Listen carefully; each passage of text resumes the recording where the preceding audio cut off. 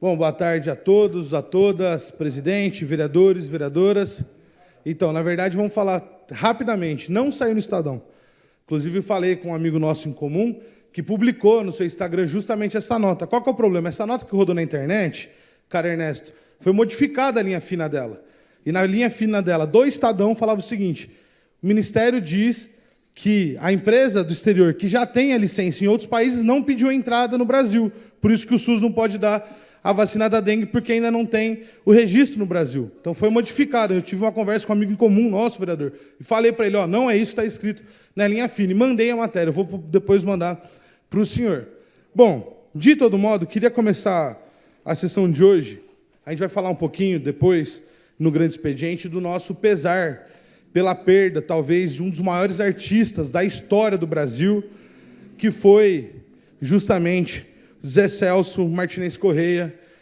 Eu tive a oportunidade, por consequências, da vida, de acabar indo à oficina na sexta-feira, logo ao final do seu velório, Edson Hell.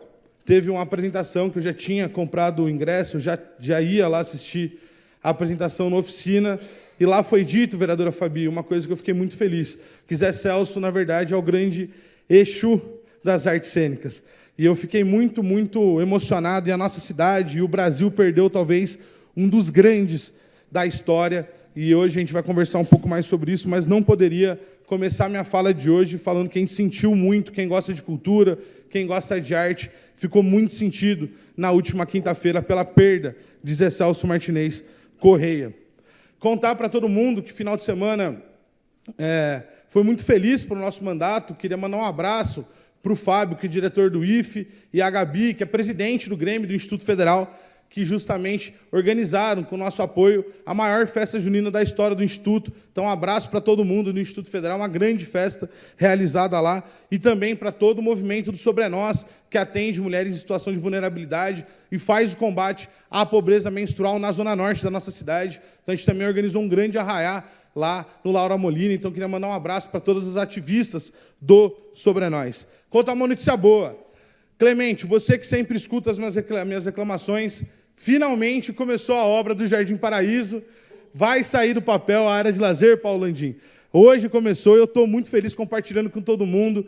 Esse dinheiro a gente conquistou por uma emenda parlamentar do deputado federal Orlando Silva, ainda no ano passado, em abril do ano passado, esse dinheiro caiu na conta, e desde então a gente tem feito uma grande construção com aquela comunidade, e hoje, finalmente, começou. Então, eu queria agradecer muito ao Cristiano, chefe de gabinete do prefeito Edinho, que tanto tem me aguentado atrás dele, para que a gente consiga botar essa obra para sair do papel, ao prefeito Edinho e também ao Película, e toda a comunidade que se mobilizou na limpeza do terreno para que se tirasse dali algumas construções irregulares.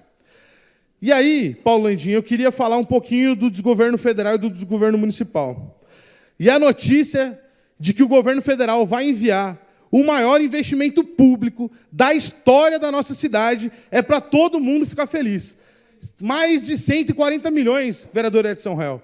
E segundo que a gente tem tido notícias, que saiu inclusive hoje na entrevista que o prefeito deu no Grande Jornal da Morada, Ernesto? Segundo os urbanistas, a gente vai conseguir resolver o problema histórico da nossa cidade de enchentes para os próximos 100 anos.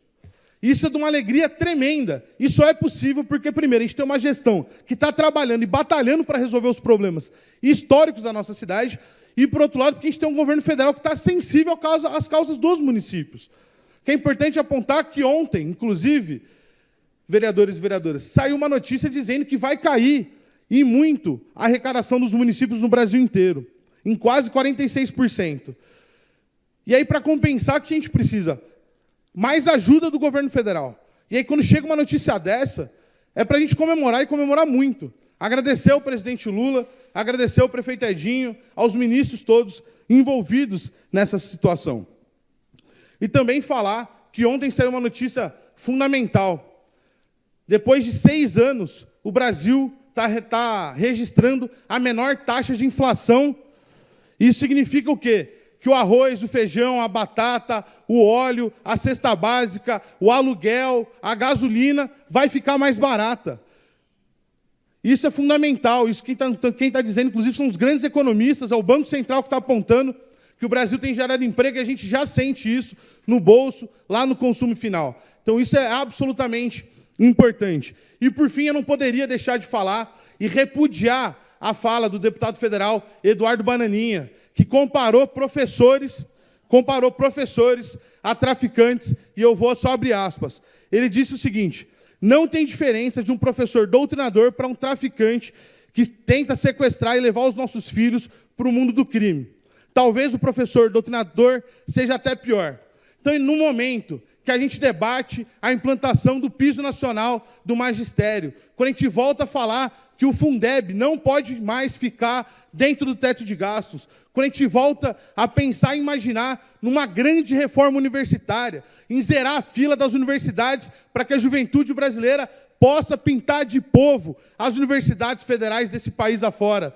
Vem um deputado federal e fala que traficante e professor tem que ter o mesmo tratamento. Então, queria colocar aqui o nosso repúdio e me somar a essa grande campanha que tem tido pelos 4 campos do país para que Eduardo Bolsonaro vá para a Comissão de Ética, porque não pode ser razoável, presidente, para encerrar, a gente ter um deputado federal que atinge e que machuca, que ofende os professores e as professoras do Brasil. Muito obrigado.